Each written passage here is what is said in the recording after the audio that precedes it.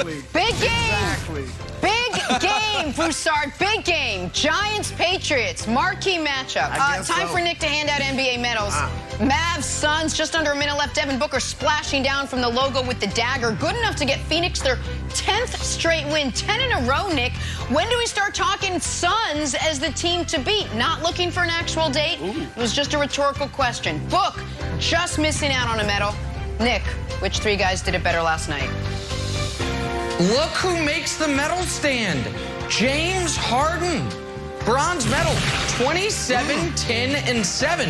You might say, that sounds like an old school James Harden stat line. It sure does, particularly the 12 free throws. James Harden got to the line, looks like James Harden again. Side note, hey, Brooklyn, that's your permanent court. Those are your permanent jerseys. Then maybe you'll have start to develop an actual fan base.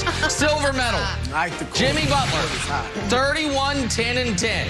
Few games off for Jimmy, comes back, drops the hammer over the hapless Pelicans. 31, 10, and 10 for Jimmy Butler. He gets a silver, and the gold medal is very obvious, very easy. Giannis, 47 points on 23 shots, was the best player on the court by a country mile last night, as Giannis really had his first, what I would consider, truly great game since, when was the last one? Oh yeah, when he scored 50 to win the title. So there it is. That's your medal stand, Jenna, from last night in the NBA. Is that the answer to all their problems, though? Who knows?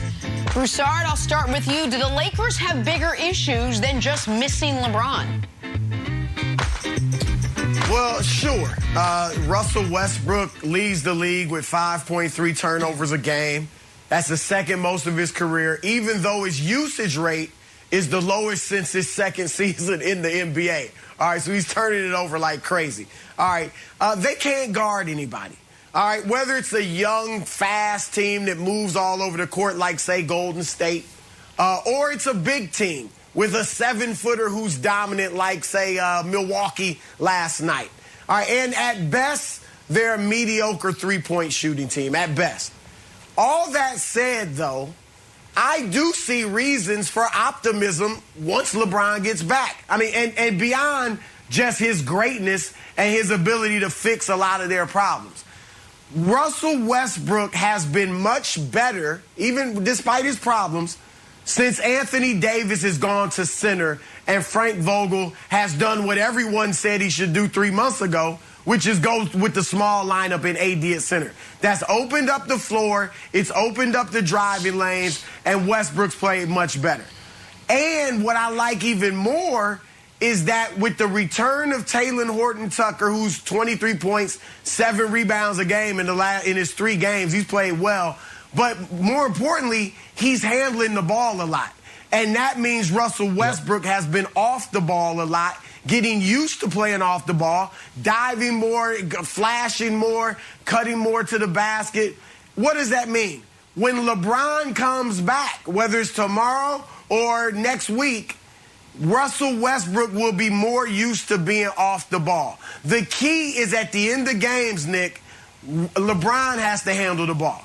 And not Westbrook. Lately, it's been Westbrook since LeBron's been out, and Westbrook doesn't make great decisions, like these ridiculous threes he takes late in the game. And now when LeBron comes back, Westbrook clearly will be fine with LeBron having the ball at the end of games and a lot during the games because he's fine with Talen Horton-Tucker having the ball. So I do see reasons for optimism, assuming LeBron is relatively healthy the rest of the way. I'm not predicting necessarily that they definitely win the title, but they will be a contender if LeBron stays healthy, Wilds. Yeah, they'll certainly be a contender, but I thought last night's game was very bizarre, and if I was a Lakers fan, I would be a little bit concerned. So here's the picture. Last night in Milwaukee, there were 5 guys in the building that were on the NBA 75 team. Mr. Durability, LeBron James, was in street clothes, a beautiful jacket, I might add, but he was in street clothes, he didn't play. Mr. Intensity, Russell Westbrook, had a quiet game. 19 points. His one highlight was a little Globetrotters move when he tried to get a ball that was dead. How about Carmelo? Oh, he's a little bit, past his prime, but he's still a sharpshooter. Nope. 2 for 8 from 3 with a quiet 10 points. So that leaves the other 2 big men in the game, AD and Giannis. And one guy came out to play, Nick, and the other guy was kind of there. If we can look at their stats, Giannis had 47 points, AD had 18. He took 23 shots, AD took 15, 1 3. Even Giannis was knocking down threes, 0 free throws. They were complaining about that after the game. He had a big dunk. He got fouled. Actually, Giannis ended up looking better on the dunk. But here's why I thought it was specifically concerning, Nick. Not all of this is skill. A lot of this is just mindset and decision-making. Here's an example of AD being guarded by Chris Middleton. Chris Middleton's not locking him down. Chris Middleton is just like, hi, I'm Chris Middleton. I'm here to guard you. Yeah. What does AD do? Late fourth quarter. Let me get out. Let me get out. AD is the best player on the floor by a mile, Nick, in a Lakers uniform. For the Lakers. Why? It's his play. Right. Let's go to the other That's side. Right. What happens when Giannis has the ball? Giannis It's the is next aggressive. possession. Next possession, Giannis is like, who is this? I don't care who it is. THT, I'm going to get to the basket. This is my team. We used to have debates. Who's better, AD or Giannis? That's Giannis right. Stole the Defensive Player of the Year award from AD. Huh? The gap between Giannis and AD, from what I saw last night, is a gulf. It is an ocean. 100%. And we used to think it was this little brook. It is an ocean. Wilds. We had those debates. That's right. 14 months ago. Like, the moment AD thing, again, the NBA seasons are all run together weird, but the Lakers won the title 13 months ago, okay? I know Giannis had just won back-to-back MVPs, but if after the opening 2 games of those NBA Finals against the Heat, when AD had 34 and 32 and Giannis had just gotten washed by the Heat, I don't even think it was a debate. I think if you asked 100 NBA people, who would you rather have, I think 75 would have said Anthony Davis. And now it is, here's what I want to say about Giannis and then my concerns about the Lakers. And Broussard, this is the highest compliment I can pay Giannis, and this is why, despite what Steph's doing, despite what Jokic is doing, despite what Durant's doing, Giannis wears the crown.